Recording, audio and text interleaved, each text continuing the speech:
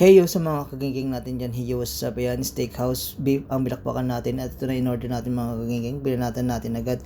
Patatas agad yung bilakbakan natin. At ito na nga yung steakhouse burger nila mga kagingking ng Burger King. At yan, food tripin natin ito ngayon mga kagingking. At yan, tinignan ko pa kung ano yung laman. Anong meron sa loob mga kagingking.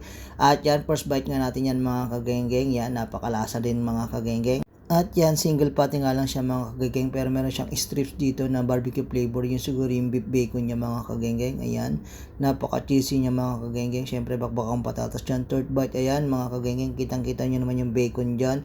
Barbecue flavor siya, siyempre patatas tayo dyan mga kagengeng. Habang bumabakbak, lingon-lingon tayo dyan.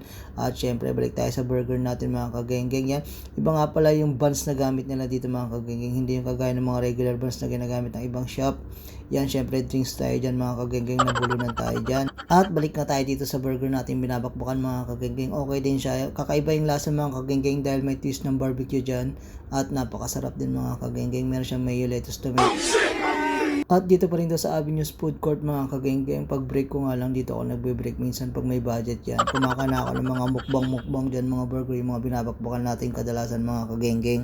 At syempre shoutout ko na rin dyan mga kagengeng, yung mga laging nanonood ng video ko. Salamat sa mga kagengeng natin dyan na nagpa-follow sa atin at nagla-like sa mga videos natin mga kagengeng. At syempre mga kagengeng, pakipollow na rin yung aking YouTube channel dyan, Uhu.tv mga kagengeng. Meron din tayo mga videos dyan, mga short videos. At dyan, natapos na natin bakbakan yung burger dyan mga kagengeng. Syempre patatas din tayo, kailangan natin i-finish to mga kagengeng.